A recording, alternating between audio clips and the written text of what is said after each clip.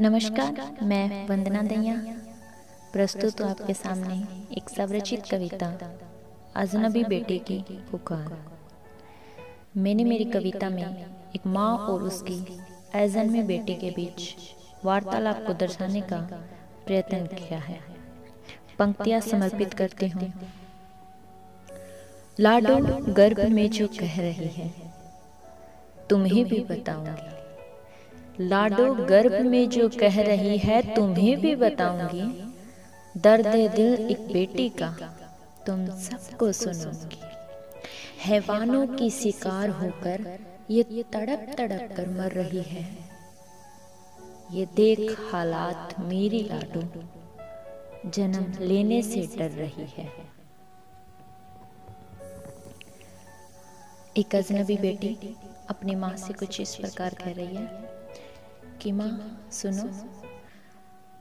सुनो तुम्हारी अजनबी बेटी तुमसे कुछ कहना चाहती है। मरवा दे मुझे गर्भ में तेरी लाडो ऐसे हैवानों के बीच ना रहना चाहती है। माँ, आज फिर किसी बेटी के साथ अत्याचार हुआ।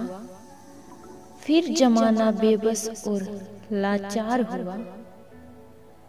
आज फिर किसी बेटी की जुबान को काट दिया गया, हड्डी को तोड़ दिया गया, फिर उसे अधमरे हालात में तड़पता छोड़ दिया गया।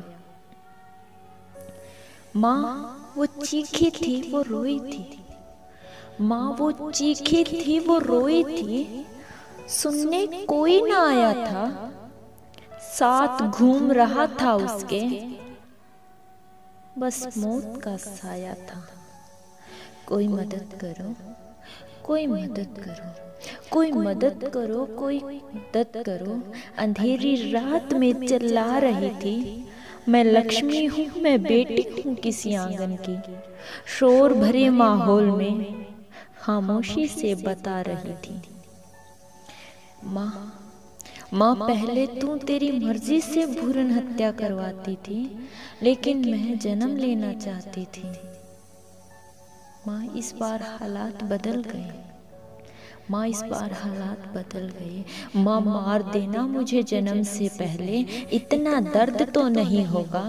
फिर कोई तड़पाएगा मुझे, फिर कोई रुलाएगा मुझे, फिर कोई तड़पाएगा मुझे, फिर कोई रुलाएगा मुझे। मेरी मर्जी के खिलाफ मेरे जिस्म से हिलता कोई मर्द तो नहीं होगा। माँ मार देना जन्म से पहले, इतना दर्द तो नहीं होगा। और फिर जमाने वाले माँ फिर जमाने वाले मुझ पर ही इल्जाम लगाएंगे। पहल आपकी बेटी ने की थी, पहल आपकी बेटी ने की, ये कहते हुए जरा ना शर्माएंगे।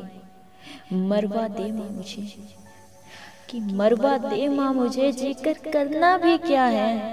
मेरी खुद की मर्जी से मरवा दे माँ, अब तुझे जमाने से डरना ही क्या है। मेरी खुद की मर्जी से मरवा दे माँ, अब तुझे जमाने से डरना भी क्या।